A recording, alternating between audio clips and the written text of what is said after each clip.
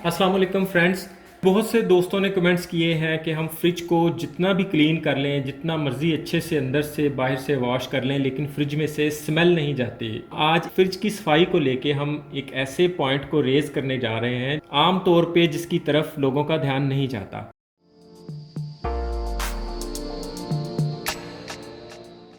तो मान लीजिए हमने इस फ्रिज की टोटल सफाई कर दी है, इवन के गर्म पानी से, बॉयल वाटर से भी इसकी सफाई कर दी हुई है, बावजूद इसके इसमें से स्मेल नहीं जाती। तो फ्रेंड्स, हम फ्रिज के रबड़ को इग्नोर कर देते हैं। अक्सर चीज़ें रखते और निकालते वक्त हमसे कुछ गिर जाता है। बहुत दफ़ा ऐसे होता है कि इसके ऊपर कोई चीज़ गिरी है तो वो इसके अंदर भी चली जाती है, इसके अंदर उनके बाकियात रह जाते हैं जो बाद में स्मेल का बायस बनते हैं। इसी से ही फ्रिज के अंदर बैक्टीरिया भी जन्म लेते हैं।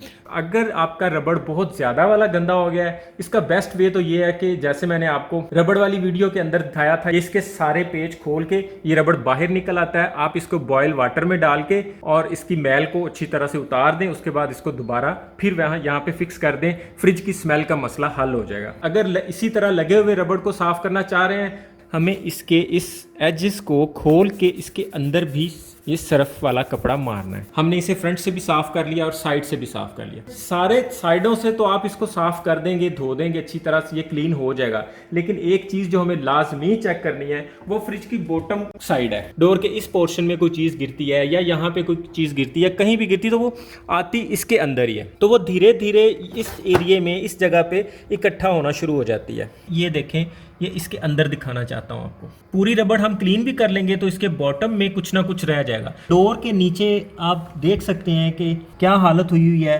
ये जमी हुई मैल ही हमारे फ्रिज में स्मेल बनने का बायस बनती है। जिन लोगों का फ्रिज की स्मेल ना जाने का इशू है कि हम फ्रिज को बहुत अच्छे से भी क्लीन कर ले तो फिर भी इसकी स्मेल से हमारी जान नहीं छूट रही, तो वो रबड़ को इस एरिया से, इसके बॉटम से अच्छी तरह साफ कर दें। फ्रिज के अंदर 100% स्मेल का मसला हल हो जाएगा।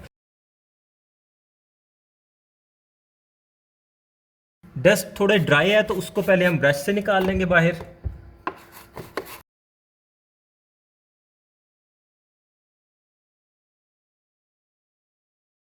ये मैल अगर जल्दी नहीं उतर रही तो आप सरफ वाला गीला कपड़ा मार के इसमें सरफ थोड़ी देर के लिए छोड़ दें ताकि वो कुछ देर में नरम हो जाए और उसके बाद आप उसे साफ कर सकें। अच्छी तरह देख लेना है कि इसके अंदर वाली साइड पे कोई दूध, कोई ऐसी चीज़ तो नहीं जमी हुई जो डोर को बंद करने के बाद फ्रिज के अंदर स्मेल बनने का बायस बनती है। रबड़ के चारों साइडों को आपने इसी तरह अच्छे से क्लीन कर लेना है और किसी भी ड्राई कपड़े के साथ इसको अंदर और बाहर से अच्छी तरह रबड़ को ड्राई कर लेना है। इसके अलावा फ्रेंड्स, आप किसी भी किस्म का एक सिरका ले लें और उसे एक छोटी सी प्याली के अंदर इतना सा सिरका डाल लें। यहाँ पे इसे नीचे वाले इस जगह पे डोर में इसकी जगह बना के तो रख देते हैं। अब ये इसे आप फ्रिज के अंदर पड़ा रहने दें। इससे भी आपके फ्रिज के अंदर किसी किस्म की भी कोई स्मेल बनती है तो वो इसकी वजह से आपको स्मेल नहीं आएगी।